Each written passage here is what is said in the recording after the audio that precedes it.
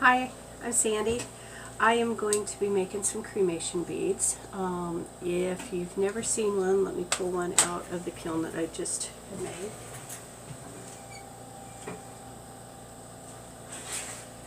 This is, oh, it's hot. Stainless steel's hot. This is what it's going to look like. I've got the ashes mixed in with some goldstone flakes and some dichroic flakes. And so this is still hot. I like to mix them, mix the ashes with the goldstone, and the dichroic comes in a tube like this, because it takes the attention away from the ashes. So some people kind of get a little creeped out about that. That way they're really not going to know that they're cremation ashes unless you tell them. This happens to be a close friend of mine. I got to know this gentleman really pretty good over the last year before he died. So I thought this way, if I do it on YouTube versus a Facebook Live, a lot of people learn on Facebook, and so this way they can share it with their family and review it, and it makes it a little more special. I am using 104 glass. I'm going to just make a blue one, blue base. I've got some clear rod to encase it, and then I've got the ashes mixed in with the goldstone and the dichroic.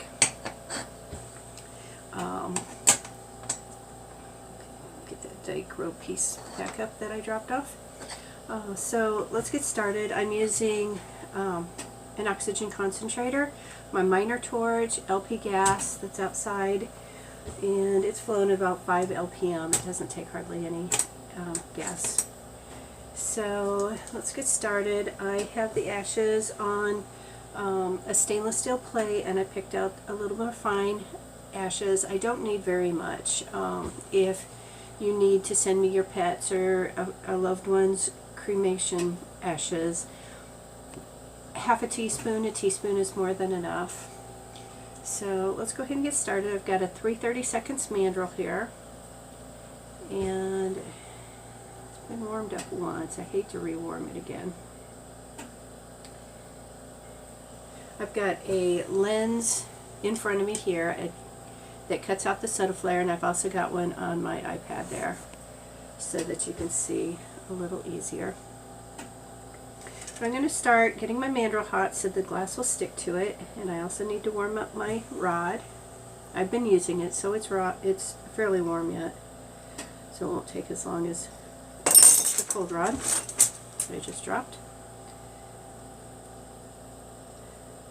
It's snowing outside today, so I get to enjoy a nice warm torch inside, watching it snow outside. So first thing I do, and there's no right or wrong when we're working with glass, but I decide what size I want the base to be. Yeah, that's what I thought. That one, because I had heated it twice, has pulled the bead release off of it. So I'm just going to stick that in my cup of water and get a new mandrel. Of course, when you're recording live, that's what happens. Alright, I knew that would happen. I should have just put a new one on. So 3/32 mandrel, 104 glass. Get my mandrel hot so that it's ready to receive my glass. Got a nice hunk of glass form here. So I'm going to start a bead, and I separate the two, so, and this is the size that it's going to end up being. This is going to be like a tube bead. Then in between those two, I'll wind on some glass, and this is the base of it, so I don't want a whole lot.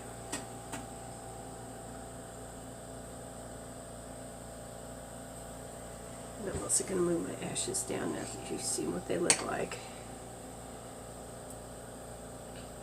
And get my tube. It doesn't need to be real big because I'm going to encase this. So I'm going to get that on. If there's a bubble in there, which I have a bubble, see that? I'm going to go ahead and heat that to the surface because I don't want that part of my bead. So I'll just get it hot. Air rises to the surface until it pops, and then I'll just melt that until it closes in on itself. I want to pay attention because if I start with a bad bead, I'll end with a bad bead. So I kind of spend a little more time on the base, making sure that it's exactly how I want it. Good ends on it, because this will show through a little bit when I encase it. And I'm using my marver here. It's graphite. Glass doesn't stick to it. It's a really smooth surface. I can, if I wanted to, manipulate that glass around a little bit. Okay. You'll also notice that I've tapered the ends. That will make it easier to encase in the long run when I'm ready to encase it. Add just a little bit more here to smooth that out. There we go. Start with a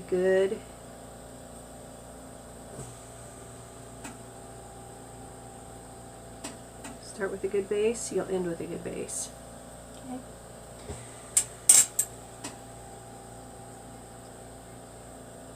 I do have a little bit of something on here, so I'm going to pick that off.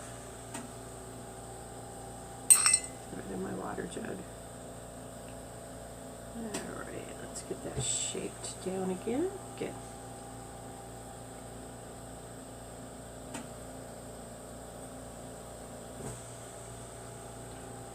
Okay, so I've got a nice base for my bead.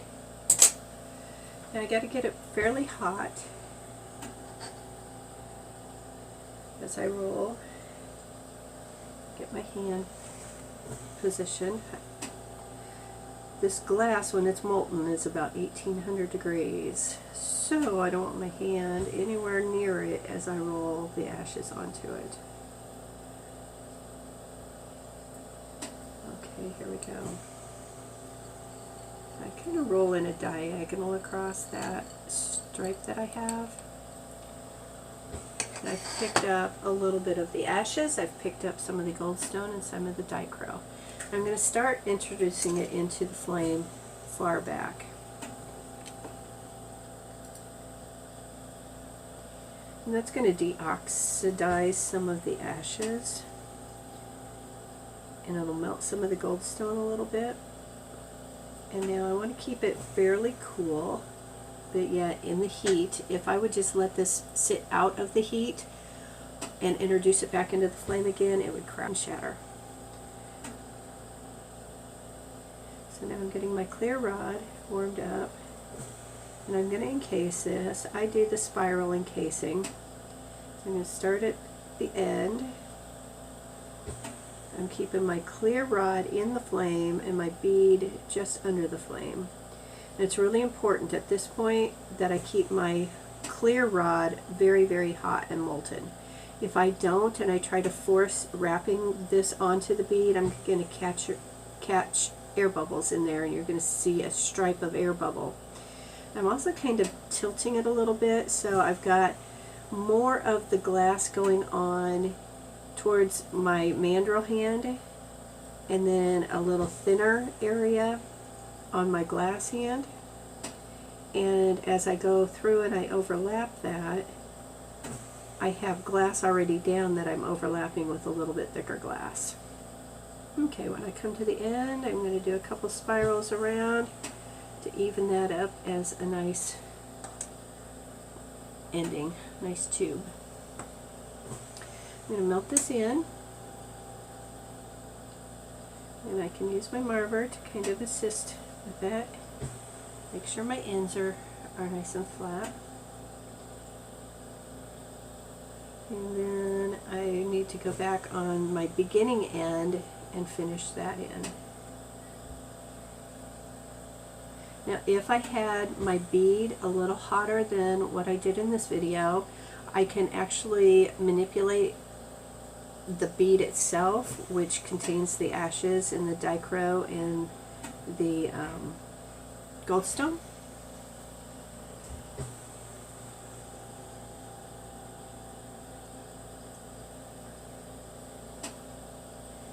I'm going to go back through with just a little bit more glass on this end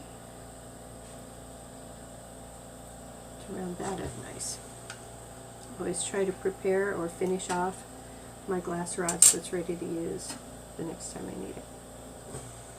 Okay, so I've just wrapped a little bit. I want to melt that in nice and smooth.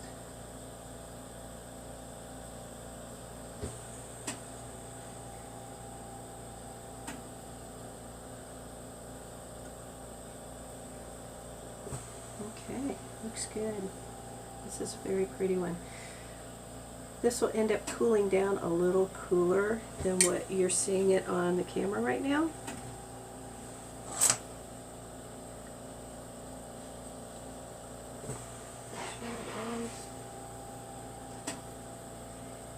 Okay. And there's the bead.